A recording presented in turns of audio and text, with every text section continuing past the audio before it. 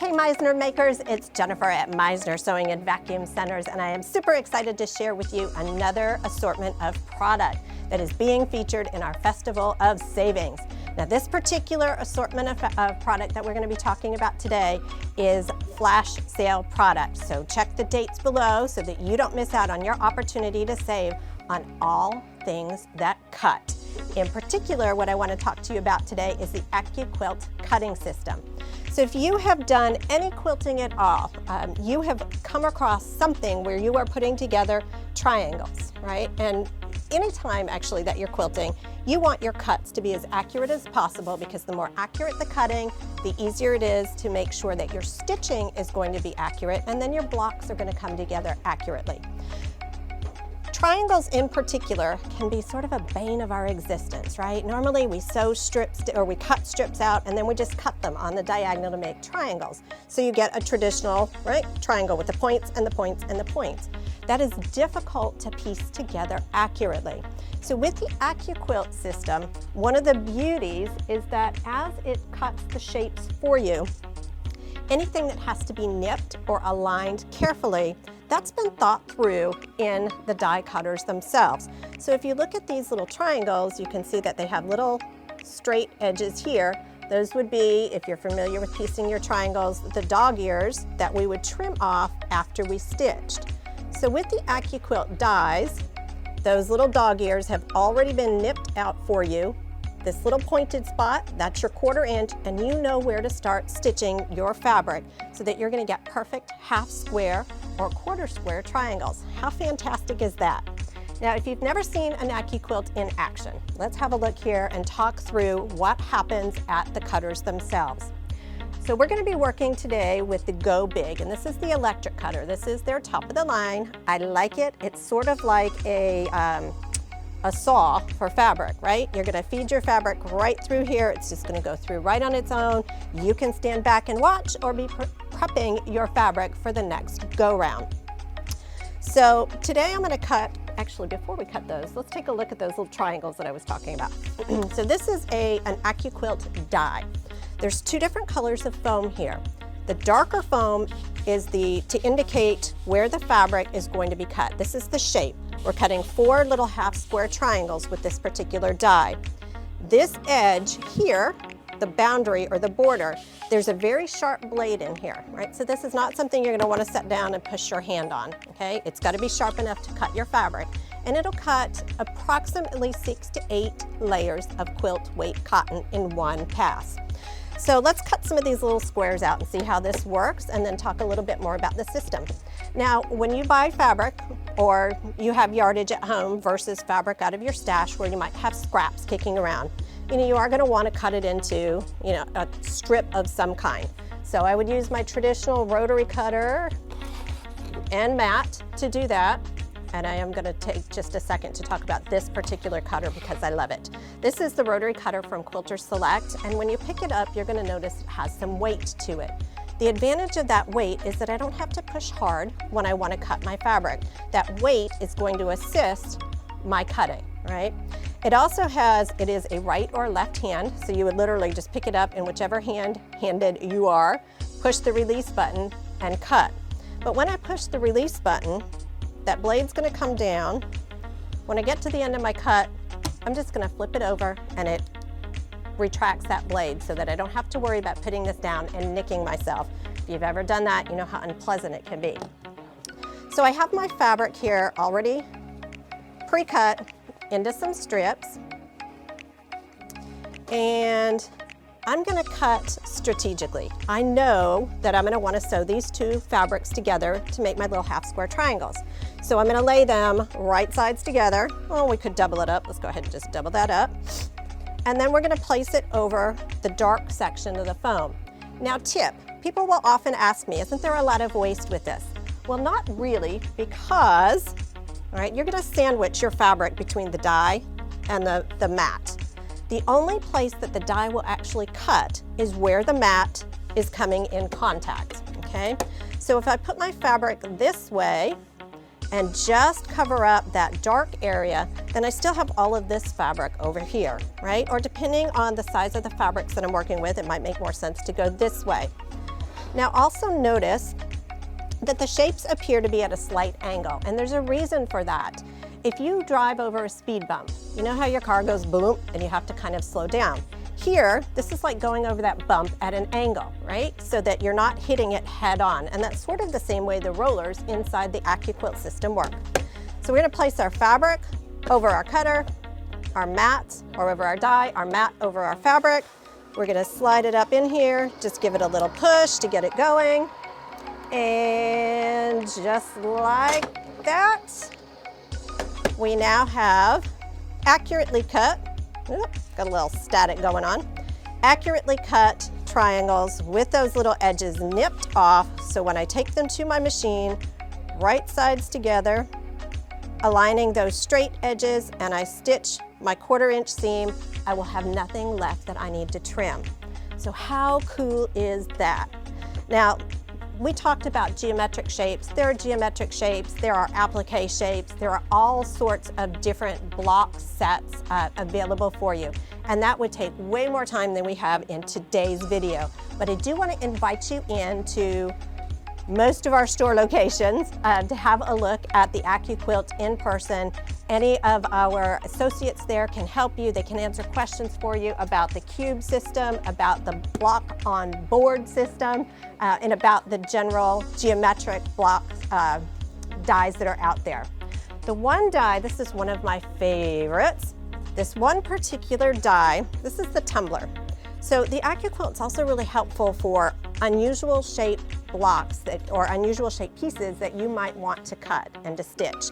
I really didn't want to cut this out using a traditional template method. I've done it in the past, it takes a long time, and it is not nearly as accurate as it is with the tumbler.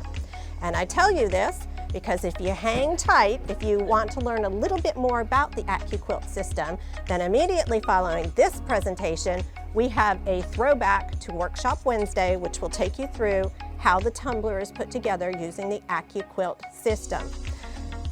Remember, if you are liking, sharing, or commenting on these videos, you are entered into a weekly drawing for one of valuable prizes that all of your sewing friends will be so very jealous of. So make sure that you're doing what you're doing right now anyway. Like, share, comment. Stay tuned for Workshop Wednesday throwback, where I will take you through how to work with the tumbler die. Thanks, and can't wait to see you out at the show or out in one of our store locations. Hey Meisner makers, it's Wednesday, and you know what that means. Wednesday workshop at 1. So thank you for joining us today. If it's your first time, special welcome to you, and we're so glad that you're here. If you're just stumbling across this video and you're wondering what's going on, we have made a commitment to schedule out a series of what we're calling Wednesday Workshop at 1. And each week we're taking a look at a tip, a technique, a trick, a project starter, something to get you inspired and feed your creativity through this new year. So today, what we're going to be taking a look at is a single quilt block, what I would call a tessellating quilt block. It's one shape that you can put together in different ways, and it's all about color placement to create a different look to your overall piece. This can be used to create a segment of a quilt. If you're doing a row quilt, it would make a nice grouping. If you want to use it to do an overall quilt, it's perfect for that. It also is a nice project if you want to create some decorator pillows or that kind of thing. So the block that we're going to be looking at today is called the tumbler. If this is a block that you are unfamiliar with, I am a Pinterest junkie. So in the morning when I have my coffee, I like to go to Pinterest and kind of search around and see what's trending, what's new. It really helps to inspire me. And so I was fascinated by the idea of these tumbler quilts. And again, there are just so many different ways that you can lay this out. And it really is about color placement and positioning that creates all kinds of secondary effects using this single tumbler piece. Now, I have cut this out in the past using traditional templates, And I have to say that after cutting the first one with a traditional template, it was really not something that I wanted to do again, even as much as I loved this tumbler block. So I was super excited to find the AccuQuilt versions of the tumbler, and they come in two different sizes. There's the larger tumbler block that we see here, or tumbler shape, and then there is the die that has the smaller tumbler shapes here. And both of them are going to come in handy depending upon what it is that you're doing. So let's take a look at first some color variations and then how to cut your tumbler blocks using your AccuQuilt cutting system. So this is one that I put together where I was test driving some different colorways, and I really like the idea of fabrics that are very blendy. There are 4 different prints or 5 different prints that were used down through the section of the darker section of the block or of the segment, but they blend together very well. So to me, creating something where they joined each other, I really just liked the look of this. It almost looked like beads coming down through the block itself. Now, when we look at this particular piece, something for you to be thinking about as you're planning your own tumbler block. I could have opted to use different tone-on-tone or light fabrics here on the in-between. Just know that doing that, it takes it from this, to me, has a very formal look to it. By mixing and matching the tone-on-tone in the back, I think it would have given it a more relaxed feel. So sometimes creating a small section, if you're planning to stitch an entire quilt, is a nice way to make sure that it's something that you're going to like or love when you get to the finished project. And again, it's based on personal preference. Which of your layouts, when you audition them, is the one that's going to speak to you? Which one do you want to spend the time creating and looking at over time? Or if it's something that you're creating for a gift, which layout most reminds you of the person that you plan to gift the finished project to? So that's one option, and I'll show you some more in a minute. So with this one, one thing that I did was I was very consistent with the alternating blocks using that same orangey print throughout. And then I used not a super high contrast, but sort of a medium contrast, random prints throughout. And I really liked the way that that looked at the end. Now, something I want to point out before we get too much further. On this piece, this top is ready to have its borders added to it. And notice that it's been trimmed straight down and straight across the top. You could, on a finished tumbler piece, choose to leave this sort of a zigzaggy type of an edge. I personally don't want to bind this, which is the reason that I chose to square it off. So it is completely up to you. It is acceptable to use either method, cutting it off and squaring it up, or choosing to bind following that shaped edge. The choice is yours. Okay, cameraman Joel, the next thing I think that we should show our Meisner makers at home are a couple of other variations on the colorway, and then we'll get to cutting. Before we lay out some additional colorways, something I want to point out here for our makers at home. This particular layout is ideal for someone who is a less experienced quilter, or if you are needing to get a project done in a hurry. So what I want you to notice is there are no places where my tumbler seams need to intersect or match. Okay, so this is a very forgiving way to join your tumbler blocks. If you opt to go with a layout like so, now we have multiple places where we need to be a little bit more careful about our piecing, because we do have places where our seams are going to need to join in order to keep that visual line very strong. Okay, so it's just something for you to be thinking about when you're laying out your tumbler blocks at home. Now, with this particular palette of prints that I've selected, they are very, very close together tonally. So as I started rearranging and laying things out, I had started with just an alternating of a print and a solid and a print and a solid. And to me, it was not quite as dynamic of a layout as what I had in mind. So here, this is the same layout where we're alternating, but I rotated the blocks or the tumblers to see, how did I feel about that? And that one was okay. I wasn't quite in love with it yet. Up here, what I am playing with, and I think that this might be something I like for fabrics that have a little less blend to them, but it's a single, double colored, single, double print. Then the next row down would be double solid, print, double solid, print. And I think this might be something that gets really interesting as I continue to build. And so this is what I would suggest that you do at home as you start playing with the tumbler blocks, is cut up a little bit of fabric, start laying them out, walk away from it, come back and take a look at it again later, and you'll kind of know. I call it the stomach ache test. As I walk by, is there one that just makes me go, then that's one I just want to remove from the grouping. That's your color sense talking to you.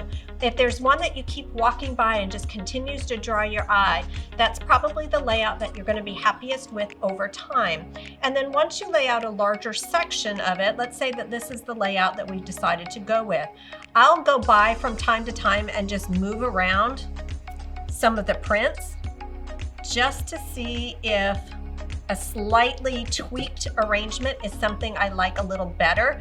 It seems to me there's a lot of this fabric happening all at the same place.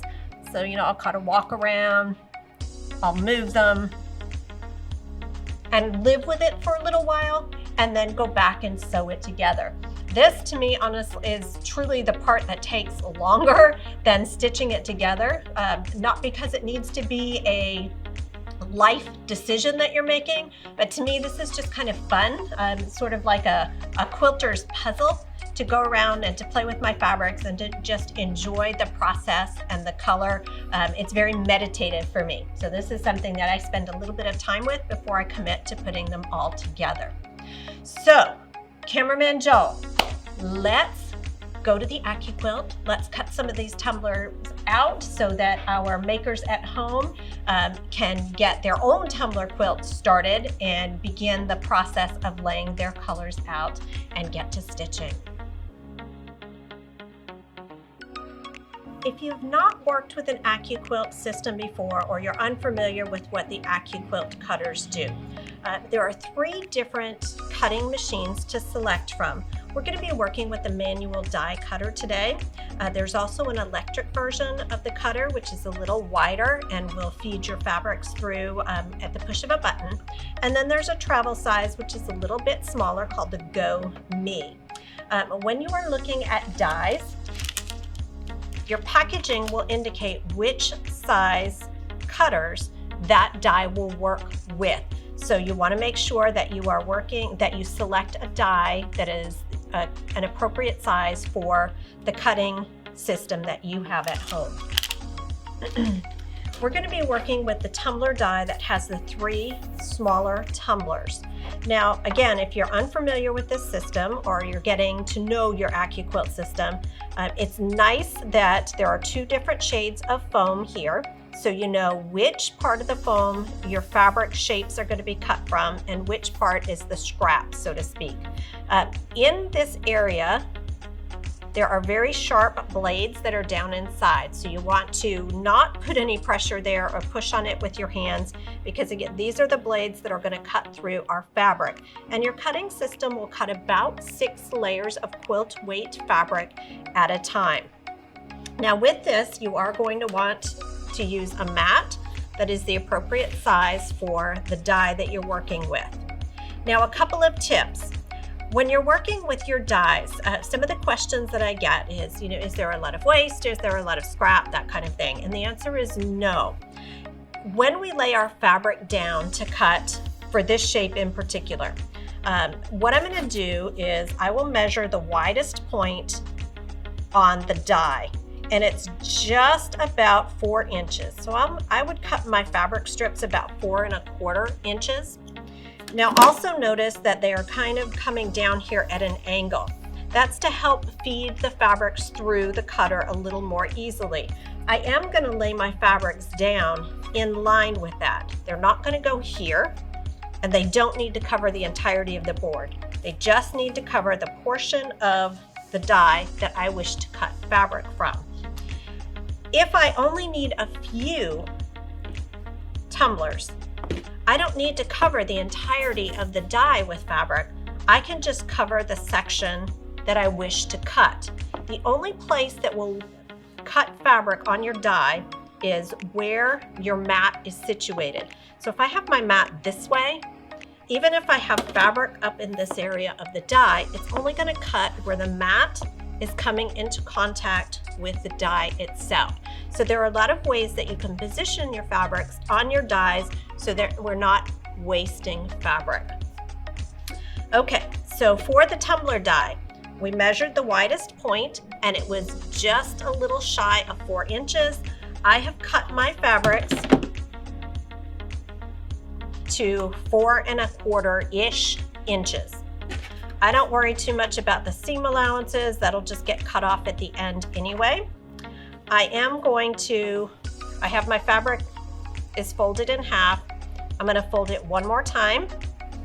Now in this case, I'm just going to fold it one more time because I know from having cut these that this is what's going to give me the maximum number of tumblers from this particular die. Now, depending on your fabrics, what you may want to do, or if you're using scraps of fabric, you're not using whole lengths of fabric, is bring the seam allowances or the selvages just past the cut area. I would lay my fabric down on my die, fold it back so that that fold is just beyond where the die will cut. Come back to the top. We're doing a little accordion fold here.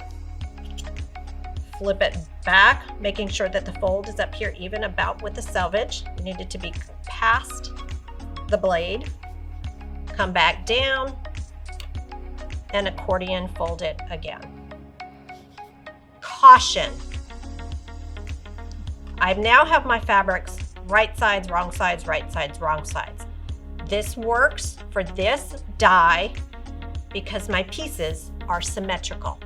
Okay, we're going to work with another die later on where you need your fabrics all stacked right sides up or right sides down.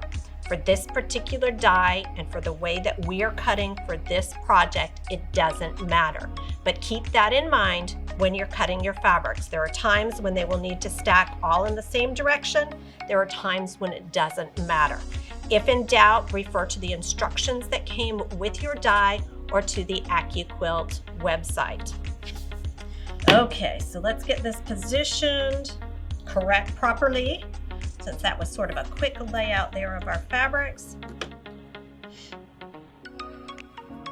I'm going to place the mat over the die so that my fabric is sandwiched between the die and the mat. Now, also another tip, over time your mat will wear out. Your mat doesn't have to be centered over the die. It just has to be over the portion of the die where the blades are. So you can move the die around so that it's wearing in different spots on the mat itself. That'll help you, that'll give you some more life on your mats. Okay, and then we're just gonna run that through.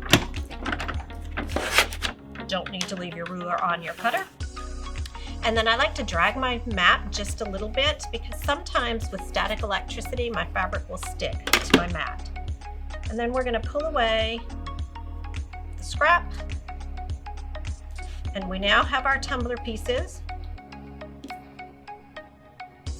cut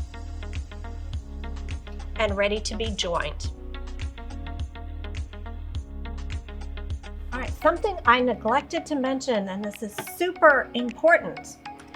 When we are working with AccuQuilt dies, one of the advantages, in addition to the fact that it is going to cut your fabrics for you very precisely, very quickly, in the case where you have shapes that would have what are known in the quilt world as dog ears, those have been removed from your shapes So it's that much easier, number one, to stitch the shapes together accurately, but it also eliminates the need for you to then have to go back through later and trim that. So that's another advantage to using something like the AccuQuilt system versus traditional templates. Now be kind to yourself if you have used a tone-on-tone fabric and lay all of your tone-on-tone pieces going in one direction, meaning right sides up or right sides down. That way, once you get into a rhythm and you start piecing, you won't find that you've gotten 72 pieces into your quilt and somewhere in the middle you have one where your fabric is wrong sides up.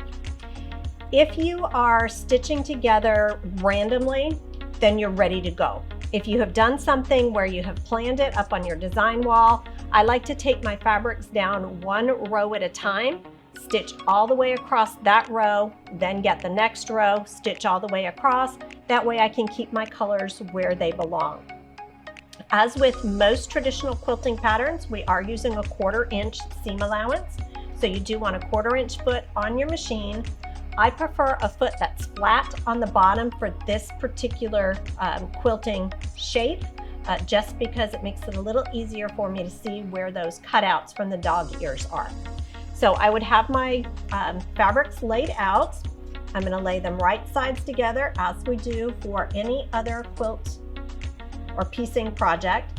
Now notice when I lay these together, right sides together, that it's kind of an unusual, where do I lay things out? How do I know that they're matching correctly?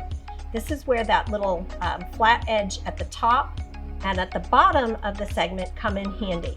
So on your die, where it's cut those for you, you know that this is exactly where you need your sides to your ends to align and your long straight edge to align. So now when we place this under the machine to stitch, all we need to worry about is keeping the edge of our 1/4 inch foot right along the long straight edge of our fabric. Then I would stitch all the way down through. Now, depending on how complicated your design pattern is, how crucial it is to having particular fabrics lined up, I would probably not chain piece in this case because I was being very specific about my fabric choices. So I would do the one, then the next piece, the next piece, the next piece, working down through that first row, and then I would go back and do the next row. So to join the next piece of fabric, same thing. We want those little short edges to align. We want our long edge to align. Raw edges of the fabric aligned with the edge of our 1/4 inch foot. And stitch. And we would continue in that same manner, joining our fabrics together until the entire row is completed. So we have two small strips here that are ready to be joined together. Now in real life, you would stitch all the way across your row, then do the next row before you stitch the two rows together. But what I want to show you is how we join the rows. Okay, so in real life, make sure you stitch your entire strip together. Once I have two rows completed, I'll take them to the ironing board and I will press the first row and I'll just be random, right? Do I want my tumblers to the outside or to the inside? It really doesn't matter. But however I press the top row, I'm going to press its neighbor in the opposite direction. Okay, so here I've pressed them going this direction so that when I stitch the two rows together, the spot where, oh, I did them backwards. This way. The spot where the seam lines intersect, the seam allowances should be going in opposite directions so that they will lock together. So I'm going to quickly repress this one. I didn't follow my own directions. And remember that anytime you are pressing, when we're piecing, it really is pressing, not ironing, because you don't want to distort your stitching. Okay, now seam allowance is going this way, seam allowance is going this way, so that when I fold my fabrics together, do you see how those seam allowances butt up against each other and they become a little wall. So now when I get ready to stitch,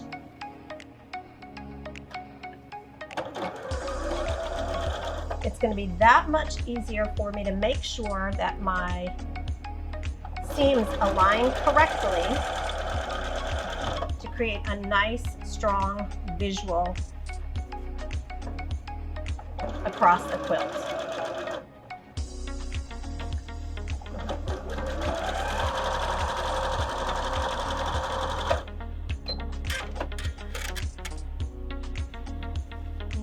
So those seams just lock, and here everything matches up exactly like it's supposed to. Now, which way are we going to press our seam allowances at this point? It is totally up to you, because once you've gone all the way across the row, there isn't anything that I'm going to be joining other than perhaps a border, and the border wouldn't have any joins. So I can press up or down.